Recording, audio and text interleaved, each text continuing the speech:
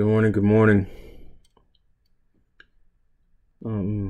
Last night I actually had to go to the ER, called an ambulance for myself because I had a hard time breathing.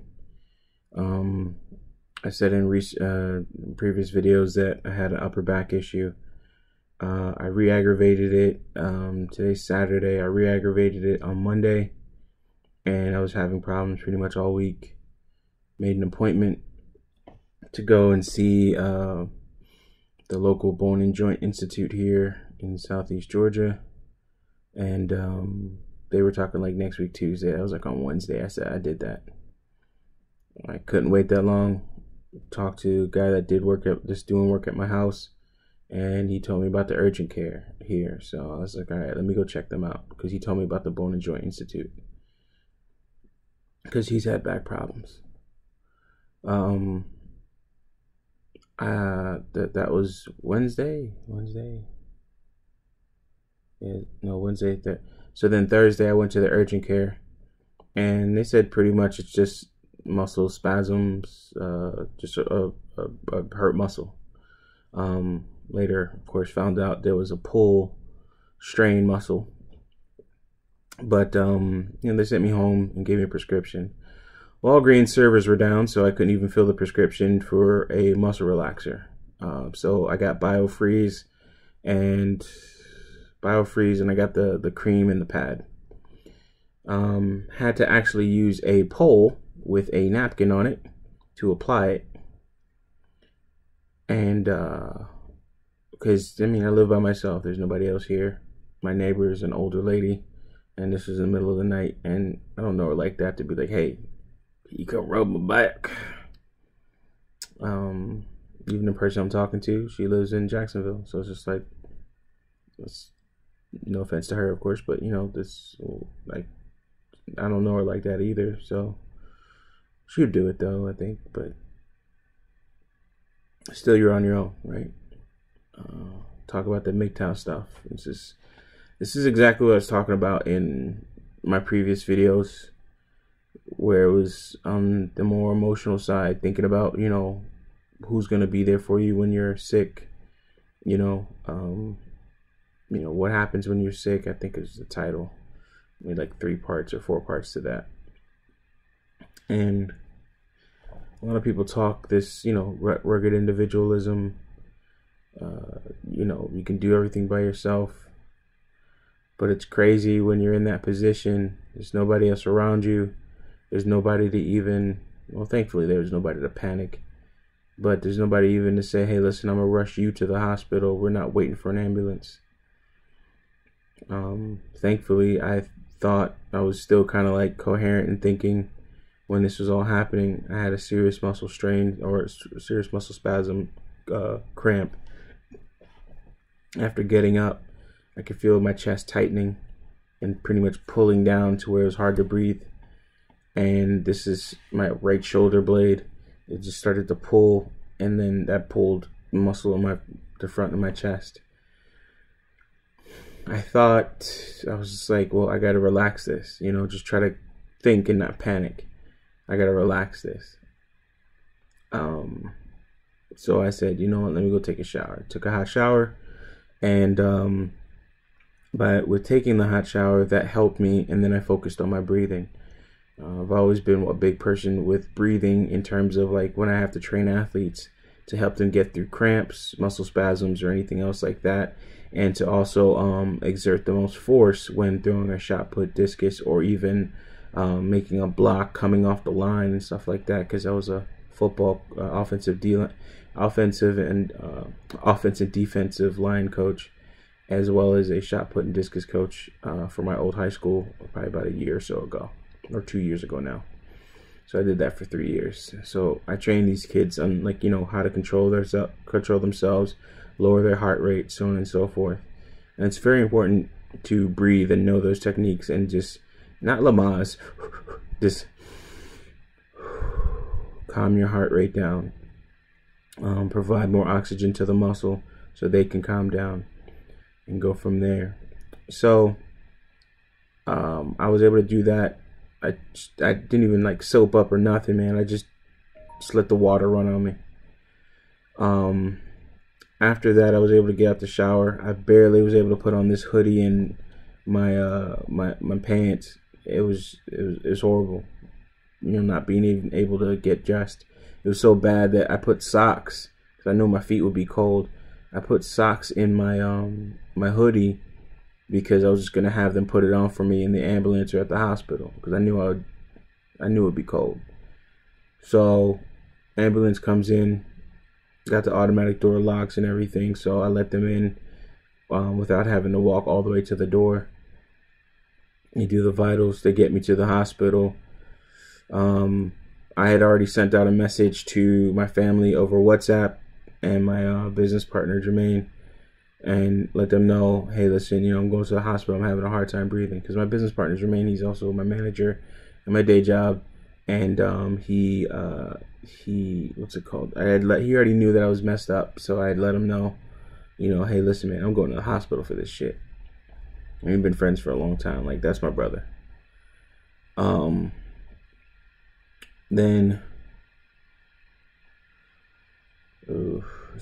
I'm laying in the hospital in the stretcher, and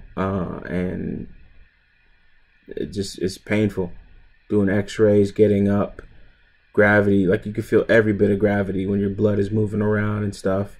Have to shift to try and make myself feel better, but I couldn't even say like relax the muscle by letting it just cramp up and then just kind of like put my body in. Couldn't even do that. Even right now I feel like I'm sore, like I've worked out, like I had a hard workout. As I said, I hurt myself probably about 2 weeks ago, probably even right before Super Bowl or something like that. Yeah, I think the week before Super Bowl. So it's probably about 2 weeks now. And re-aggravated it by, doing light workouts, but worked out nonetheless, and it re-aggravated and got a little bit worse this time. But thankfully, they were able to give me some muscle relaxer, and that really calmed things down. Like I've been feeling good ever since then. And that was 12:30, 1 o'clock, 12:30. Oh no, 10 something, 11 or something last night. And I got discharged at 12.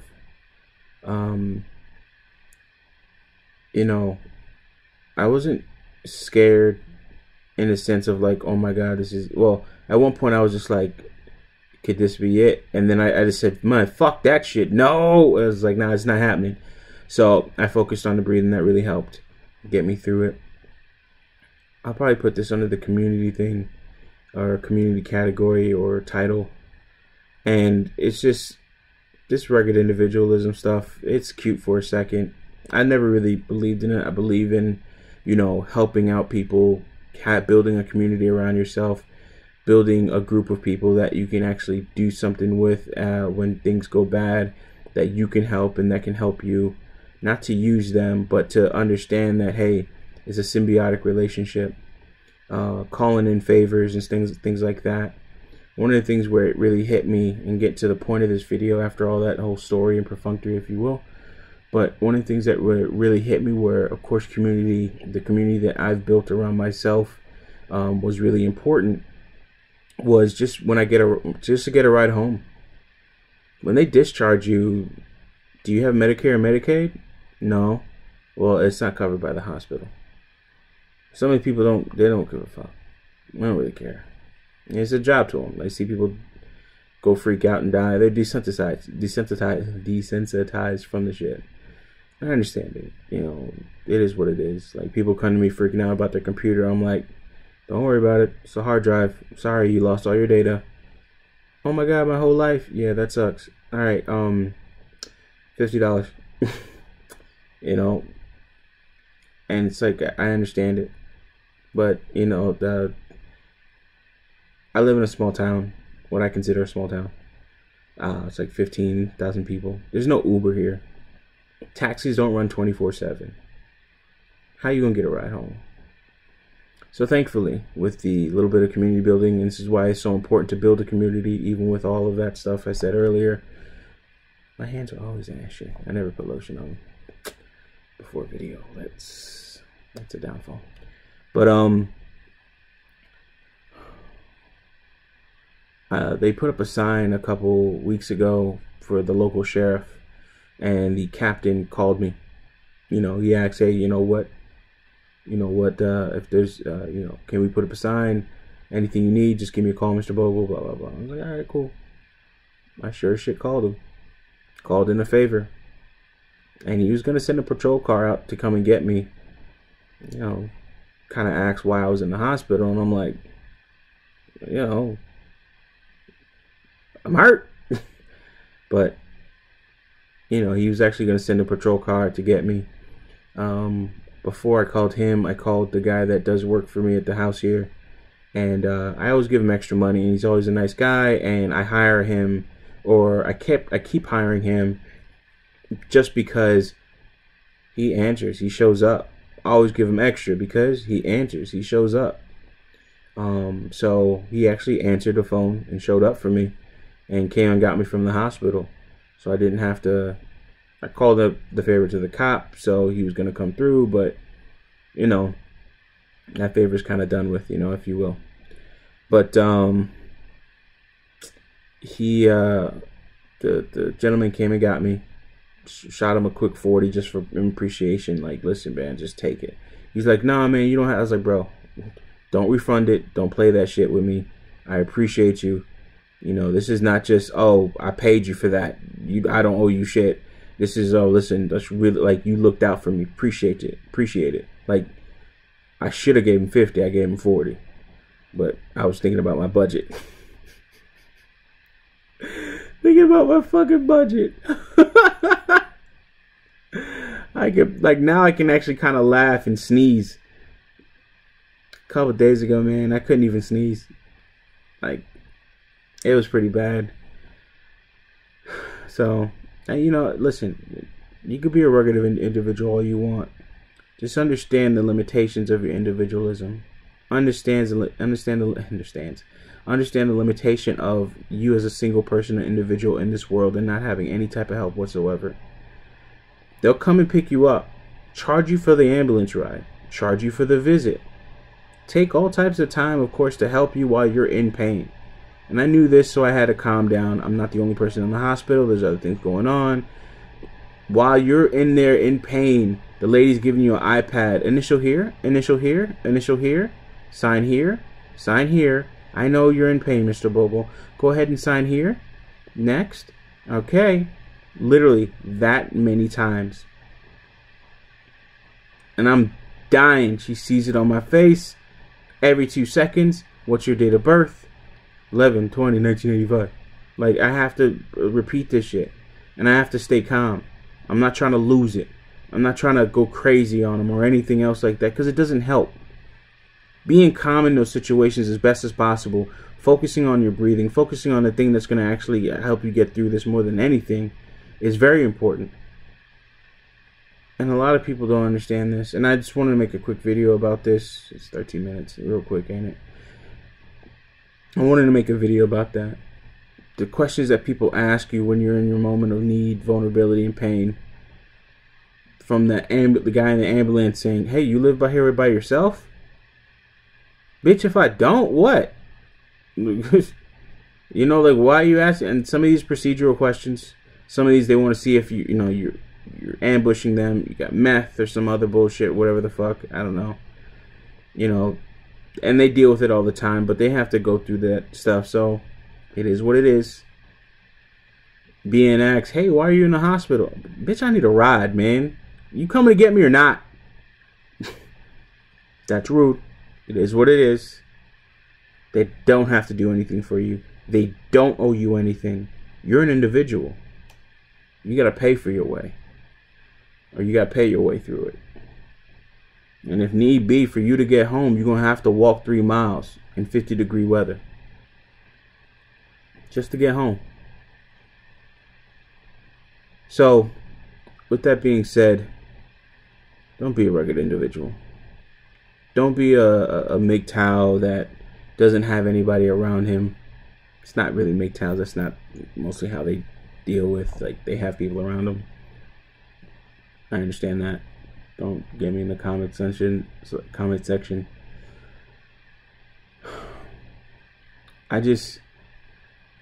I want people to understand the importance of community, the importance of the environment that they have around them that actually allows them to actually be individuals, to work as an autonomous system, as you will, or if you will, a person that can float through life without having too many connections or only the necessary connections, the just-in-time connections.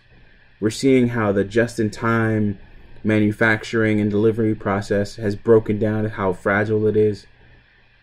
No waste, no lack of efficiency, or no inefficiency, I should say.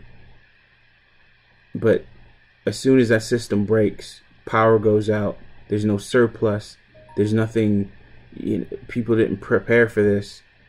They have no food in their pantries, no canned food, no canned goods, nothing that can survive without being adequately cooled or kept in some way, shape, or form, refrigerated. Things that can't be warmed up. If you're going to go through this lifestyle as a MGTOW, if you're going to go through this life as a rugged individual, I feel you. Just like my previous series, prepare. Do what's necessary to make sure that if anything happens to you, at least somebody knows that you're dead. At least somebody knows, you going through it. I really and truly just prepare. Put yourself in a position. Listen to some of the things that I've said before. Put yourself in a position to actually be prepared for this stuff. To take advantage of opportunities. Or to take advantage of favors that are out there for you. Treat people nicely, of course. I think that has to go without saying, but treat people nicely so in your time of need, they can actually be there for you. Anyways, I could ramble on longer and longer. That's my story. I'm fine. Videos that'll be coming out soon. I got interviews and stuff that I got to work on, but I got to go get my medication here, my muscle relaxer. Videos that'll be coming out soon. The YOLO Move. On the YOLO Move since January 17th, 2021, I am up 67% on my YOLO Move. Pretty much taking the cash that I had on hand plus an extra loan. Excuse me. It even hurt to burp at one point. Plus a collateralized loan from my investment portfolio. I am up 67% on I think the initial investment is about $8,571.96. So that was my initial investment, and currently I am at $14,315.14 since January 17th. This is investing in XLM, ADA, and ETH. There's a profit of $5,743.18. Overall, our ROI, return on investment, is 67%. And thankfully, I'm alive to even see that. So, I'm going to need that money for the medical. We'll see how much that's going to cost. You pay that stuff off over time. That's why you have insurance. But, yeah, I mean, I wish you all the best. Do what you need to do to prepare yourself. Video coming out why I'm not taking this money off the table right now. Why I will be waiting for this to crash and then hopefully pump again and allow me to buy some more, so I'll get more money when it pumps. But as always, thanks for listening to this short, not so short video. Peace.